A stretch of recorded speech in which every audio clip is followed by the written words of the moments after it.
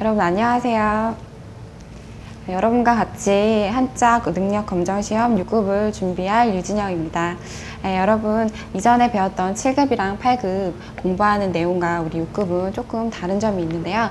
문제 출제상 다른 문제가 출제가 되는 게 있어요. 여러분 혹시 알고 있나요?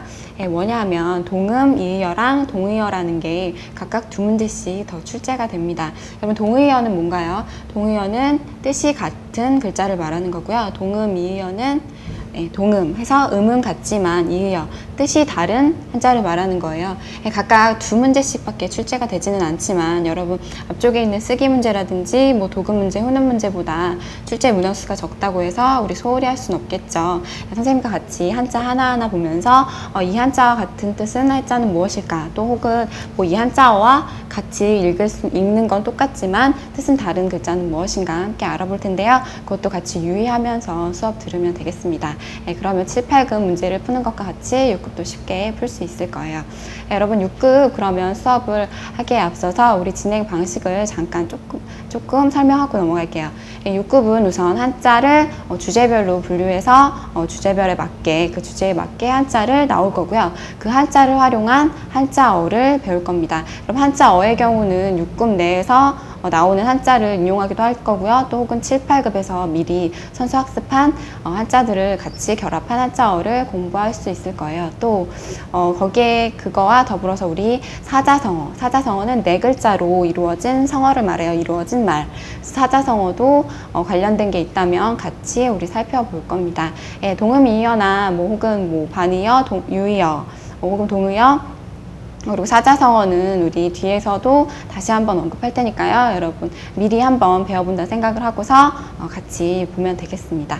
자, 그러면 우리 오늘부터 이제 6급 수업을 시작하겠습니다. 오늘의 주제는 우리의 몸에 관련된 한자에 대해서 알아볼 텐데요. 처음 한자가 옆에 있죠? 여기 보세요. 여러분 이 글자는 옆에도 나오지만 몸심자입니다. 몸심자, 몸을 나타내는 뜻의 신이라는 의미를 가진 한자인데요. 여러분 이 몸심자는 어떤 데서 나온 말일까요? 우리 생성 원리를, 우리 이 한자가 만들어진 원리가 무엇인지 먼저 살펴봅시다. 이 몸심자는요, 여러분 여자가, 그러니까 아이를 가진 여인의 모습을 본떠서 만든 글자예요. 배가 볼록해진 여인의 모습을 본떠서 만든 글자. 알겠죠? 이 배가 이렇게 볼록한 사람의 모습을 본 거. 그래서 여기 우리 미리 써놨지만 우리 한번 필순을 알아보는 의미에서 한번 다시 써볼까요? 자, 이렇게 둘, 셋, 넷, 다섯, 여섯, 일곱. 너무 빨리 써서 잘 모르겠죠? 다시 한번. 하나, 둘, 셋, 넷, 다섯, 여섯, 일곱. 알겠죠? 여러분 획순을 같이 따라 써보세요. 7획이죠? 총 7획의 몸신자. 그래서 여자의 볼록 나온 임신한 여인의 모습을 본떠서 만든 글자. 그래서 몸이라는 뜻이 나온 글자고요.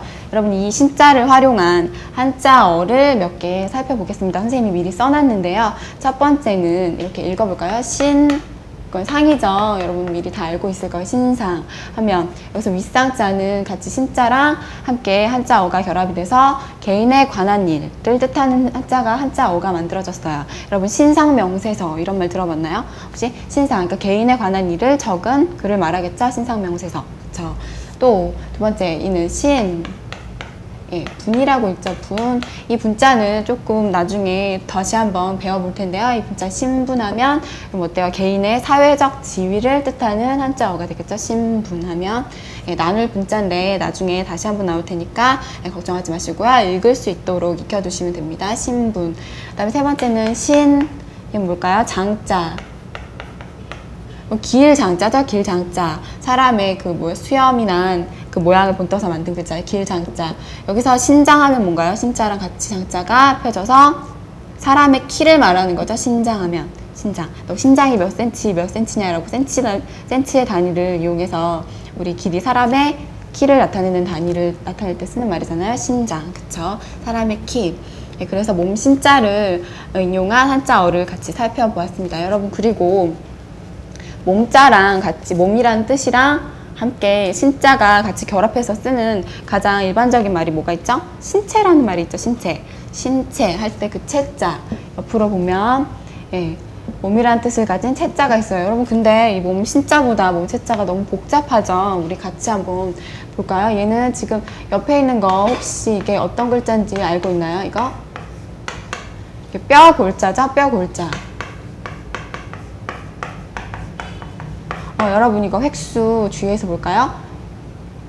먼저 다시 한번 써보겠습니다. 이렇게 겉을 만들어주고 우리 가로획부터 먼저 쓰는 거 알고 있죠? 이렇게 알겠죠? 이 뼈 골자랑 같이 어떤 글자가 합쳐진 건가요?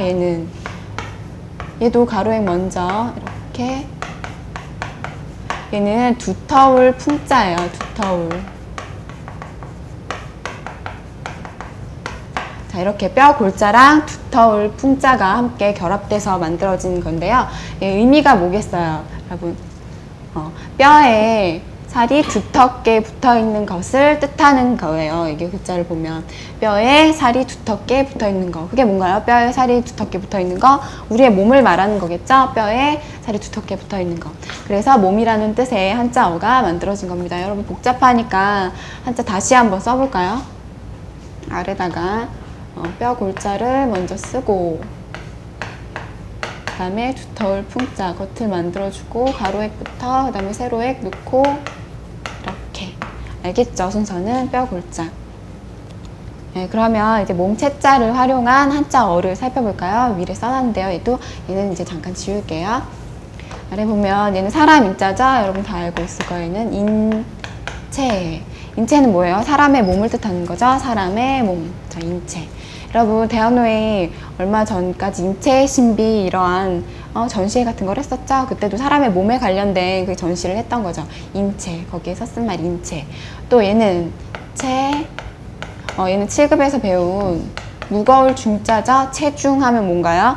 사람의 무게, 몸무게를 말하는 거죠. 체중.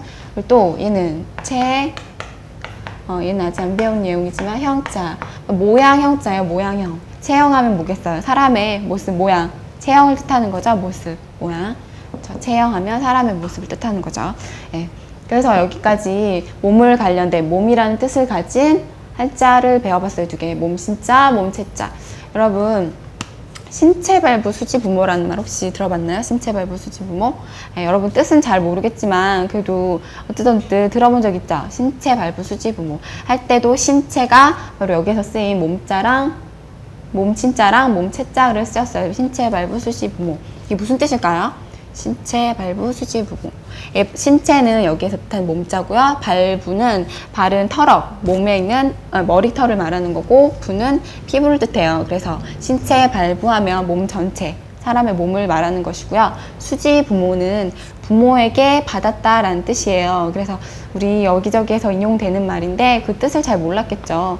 지금 이 기회를 통해서 한번 알아봅시다. 신체발부 수지부모하면 그래서 부모에게 모든 사람은 부모에게 몸을 받았으니 어떻게 해야 한다는 건가요? 몸을 다치지 않게 조심해야 하는 게 바로 효도의 시작이라는 의미에서 나온 말이에요. 이거는 옛날에 우리 학생들과 같이 공부하는 선비들이나 학생들이 처음으로 효에 대한 글을 읽을 때 본보기로 삼았던 책인 효경이라는 책에서 나온 말이거든요. 신체발부 수지부모. 뜻을 우리 글자는 어려워서 다 알 수 없겠지만 우리 뜻을 이번 기회를 통해서 여러분 알아두는 거 좋을 것 같아요. 자, 그래서 여기까지 신자랑 채자를 공부해 봤습니다. 다음으로 넘어갈게요. 자, 다음은 우리 몸에 관련된 한자를 배워본 다음에 이제 우리 몸에서 머리에 관련된 한자를 배워볼 거예요. 이거는 머리 두자. 얘도 아까 채자처럼 조금 복잡해 보이죠? 근데 우리 풀어볼까요? 예, 왼쪽에 있는 거. 이거는 본 적 있어요? 제기 두자예요, 제기. 그럼 제기가 뭐예요, 제기? 차는 제기? 그게 아니고 제기, 제사 때 쓰는 그릇 기자 써서 그릇이에요. 제기하면. 제사 때 여러분 집에서 제사할 때 그릇 쓰는 그릇 본 적 있나요? 그러니까 고기 같은 거나 뭐 과일 같은 거 이렇게 얹는 그릇이 있는데 위쪽 부분이 그릇의 머리 부분이 되게 동그랗고 넓적하죠? 그런 짤딱만 하고 그 제기 말하는 거예요. 제기. 그릇에 제사 때 쓰는 그릇. 제기 두자고. 또 얘 오른쪽에 있는 건 얘는 머리혈자라는 거죠. 머리혈. 여기 우리 그러면 딱 보면 알 수 있죠. 이 제기 두자에서의 이 두라는 의미랑 또 이 머리 혈자에서의 이 뜻, 머리라는 뜻이 합해져서 만들어진 글자가 되겠죠. 머리 두자. 우리 보통 이런 걸 형성 글자라고 많이 말을 하죠. 이미 주어져 있는, 만들어져 있는 한자 두 개가 한자 하나의 음과 한자 하나의 뜻이 결합해서 만들어진 글자. 우리 보통 형성 글자라고 하죠. 그렇게 보면 이제 머리 두자라는 걸 쉽게 이제 도출해낼 수 있겠죠, 우리가. 머리 두자. 우리 순서 다시 잘 살펴보면서 봤어요? 다시 한번 볼까요? 하나, 둘, 셋, 넷, 다섯, 여섯, 일곱. 머리 혈자는 하나, 둘, 셋, 넷, 다섯, 여섯, 일곱. 이렇게 순서 알겠죠? 머리 두자. 자, 그러면 지울게요. 예. 이 두자를 활용해서 만든 한자어를 같이 살펴보겠습니다. 네, 첫 번째는 예, 머리 두자와 얘는 뿔각자죠. 뿔각자. 예, 두각이라는 건 머리나 머리의 끝을 말하는 건데요. 여러분 두각하면 그 머리나 머리 끝 말고 우리가 일반적으로 어떻게 쓰나요? 그 사람이 그 무리에서 두각을 나타냈다라고 할 때, 그러니까 뛰어난 재능을 뜻하는 말이 돼요. 두각하면. 그래서 어떠한 무리에서 뛰어나게 재능을 발휘하는 그런 사람 뜻할 때 두각을 보인다라고 나타내죠. 두각을 나타낸다, 두각을 보인다. 예, 그럴 때 쓰는 말 두각. 어떠한 뛰어난 재능을 이루는 말이고요. 그 다음에 두 번째는 얘는 입구자죠. 입구자. 구두. 여러분 구두로 계약한다, 구두로 약속한다 이런 얘기 한 적 있죠. 구두하면 입구자를 써서 머리 두자를 같이 해서 뭐예요? 머리를 마주 대하고서 전하는 말을 뜻해요. 입으로 전하는 말. 구두. 구두로 계약하다, 구두로 약속하다 할 때 구두. 알겠죠? 그 다음에 선두. 이 선두자는 선자는 앞선자죠? 먼저 선자. 선두 하면 여러분 달리기에서 그 마라톤 달리기에서 그 사람이 선두를 지켰다. 선두를 달리고 있다 이런 말 하죠. 맨 처음, 맨 앞부분을 말하는 거죠. 선두하면. 맨 앞부분을 나타낼 때 쓰는 말 선두. 그렇죠? 이렇게 해서 머리 두자를 사용한 한자어를 세 가지 더 살펴보았습니다. 그 다음에 우리 신체에서 머리 말고 그 다음에 그 아래 있는 부분, 얼굴에 바로 아래 있는 부분 눈을 뜻하는 한자를 살펴볼 텐데요. 얘는 눈목자예요. 눈목자. 얘는 우리 여러분 많이들 알고 있죠. 여러분 눈이 어떻게 생겼나요? 원래 이렇게 이렇게 눈이 원래 이렇게 생겼죠. 눈동자가 이렇게 있고 좀 이상한가요? 근데 눈이 이렇게 있으면 이거의 모양을 옆으로 비스듬하게 세우면 이런 식으로 됐겠죠. 이렇게. 그래서 이게 점점 변해서 눈목자가 이렇게 만들어진 거예요. 이렇게. 순서는 알겠죠. 겉에 부분 아우르고 그다음에 속을 채우는 거. 이렇게 해서 눈목자. 그러면 이 눈목자를 본뜬 글자니까 어떠한 모양을 본뜬 문자, 눈의 모양을 본뜬 문자니까 어때요? 한자? 얘는 원래 중에 우리 일반적으로 상형이라고 말을 하죠. 상형 글자. 네, 그래서 이 눈목자를 활용한 한자어를 살펴보면 여러분 과목, 얘는 과자예요. 과목. 과자도 다음에 한 번 더 설명할 기회가 있을 텐데요. 그래서 과목하면 뭐예요? 여러분 학문을 나누는 구분이라든지 혹은 교과를 구성하는 단위를 우리 과목이라고 하죠. 학교에서 배우는 거. 국어, 수학, 영어, 한문 이렇게 과목을 나누는 거. 단원을 나누는 구성, 교과를 나누는 구성을 말할 때 바로 그 단위, 과목을 뜻하죠. 과목. 자, 그 다음에 얘는 앞에서도 나왔네요. 두자. 그쵸? 두. 얘는 목. 두목. 여러분 무슨 조직이라든지 좀 안 좋은 집단의 어떠한 패거리에 우두머리를 뜻할 때 바로 두목이라고 말을 하죠. 두목. 이렇게 두목이 이러한 한자로 구성되어 있는지 알고 있었나요? 우리 일반적으로 많이 쓰는 말이지만 한자는 머리 두자와 눈 목자가 쓰였다는 거. 두목. 그 다음에 얘는 면자죠. 난면자. 낫이 뭐예요, 여러분? 얼굴이죠, 얼굴. 난면자랑 눈 목자가 같이 결합이 돼서 면목 하면. 여러분 면목. 글자 그대로는 얼굴의 생김새를 뜻하는 말이고요. 면목하면. 따로 또 우리가 한자어를 쓸 때 많이 쓰는 말이 그 사람을 볼 면목이 없어 라고 할 때 면목이라는 말을 쓰죠. 얘는 뭐예요? 바로 남을 대하는 낯, 남을 대하는 얼굴을 뜻하는 거죠. 면목 하면. 그쵸? 그 다음에 얘는 명목이에요. 명목. 명목. 얘는 뭘까요? 명목. 표면상으로 어떻게 드러나는 명칭을 뜻하는 거겠죠. 명목하면 표면상으로 드러나는 명칭. 여러분 이렇게 한자 뜻 말고 우리 일반적으로 명목하면 어떻게 쓰나요?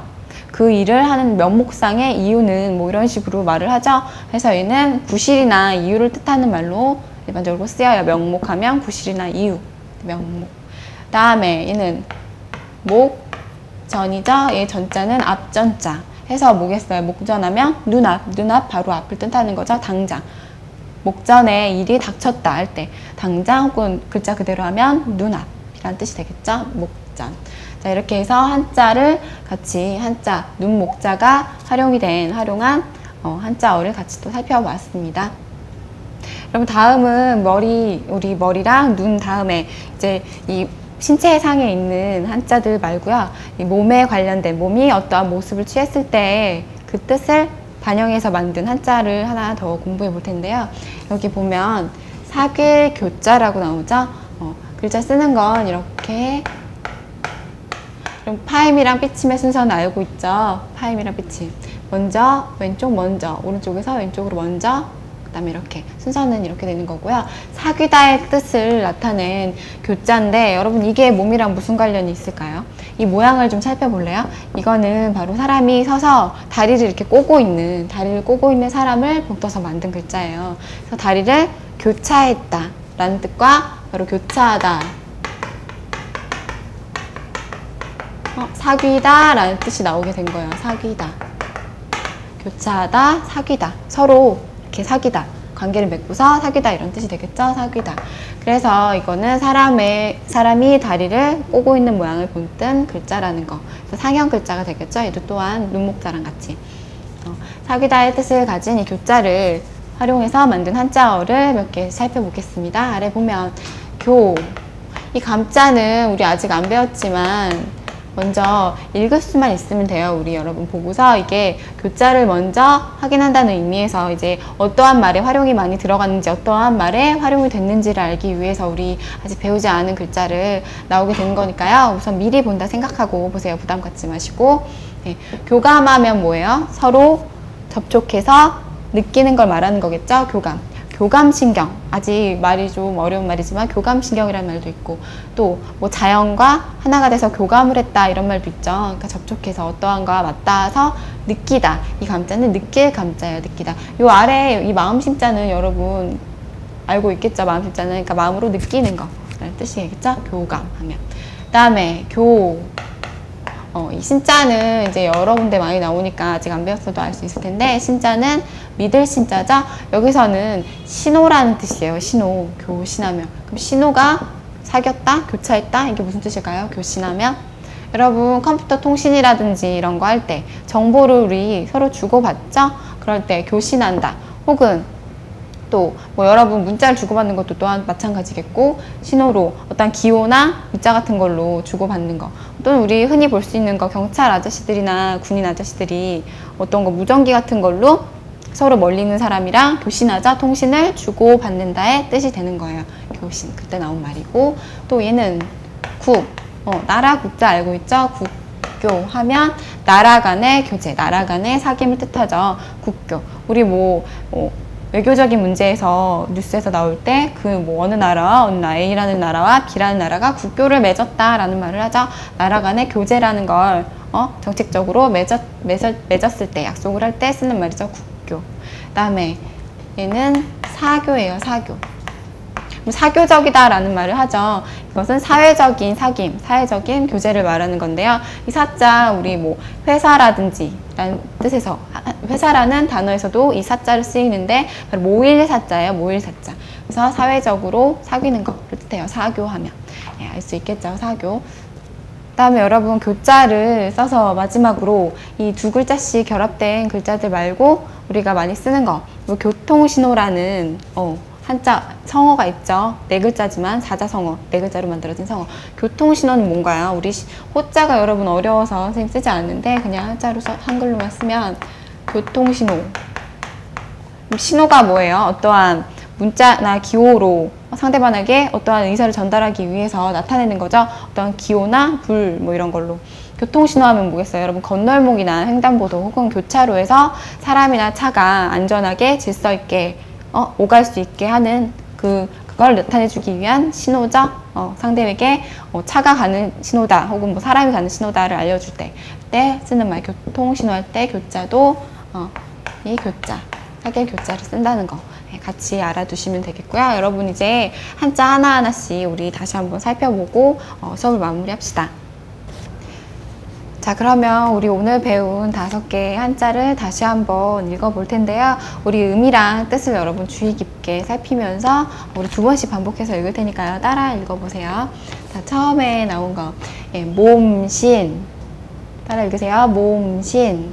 자, 그럼 2번째 거 몸체, 몸체. 다음 3번째 거 머리두, 머리두. 그 다음 4번째 눈목, 눈목. 다음 5번째 마지막 거 사귀교, 사귀교. 자, 이렇게 해서 우리 5개의 한자, 우리 몸에 관련된, 그리고 우리 몸에 어떠한 모습을 나타냈을 때의 뜻을 같이 가져가서 만든 한자, 이렇게 해서 5개를 공부해 봤습니다. 자, 이렇게 해서 여러분 오늘 우리의 몸에 관련된 한자 5개를 배워봤어요. 앞에 4개는 우리 신체에 관련된 거고, 마지막 교자는 어떻죠? 우리 몸이 어떠한 모습을 하고 있을 때, 부사를 교차하고 있을 때처럼 어떠한 모습을 하고 있을 때 그 뜻을 따서 나타낸 한자가 되겠죠, 얘는. 그래서 이렇게 오늘은 우리 몸에 관련된 한자를 배워봤는데요. 여러분 이거 지금 방금 선생님과 같이 읽었지만 여러분 선생님이 소리는 들리지 않아도 여러분이 열심히 따라 읽어줬으리라고 믿습니다. 여러분 이렇게 수업을 듣는 과정에서 우리 익힐 수 있겠지만 또 어떻게 해야 하나요? 스스로 여러 번 소리내서 크게 읽어보고 그래야 머릿속으로 쏙쏙 들어갈 테니까 여러분 큰 소리로 읽어보고 스스로 필순에 맞게 써보는 것도 잊지 말아야겠어요. 그렇게 해야 오랫도록 기억에 남을 테니까요. 그렇게 해서 우리 복습을 해주시면 되겠고요. 우리 다음 시간에는 옷과 음식에 관련된 한자를 배울 텐데요. 여러분 옷과 음식에 관련된 한자는 학습지에 나오게 될 텐데요. 여러 가지 한자가 있는데 그 한자들을 다시 한 번씩 음과 뜻을 살펴보면서 읽어보고 이러한 내용을 배우게 되겠구나 라는 걸 확인하고 오시면 되겠습니다. 예습 복습 잊지 마시고요. 우리 다음 시간에 만납시다.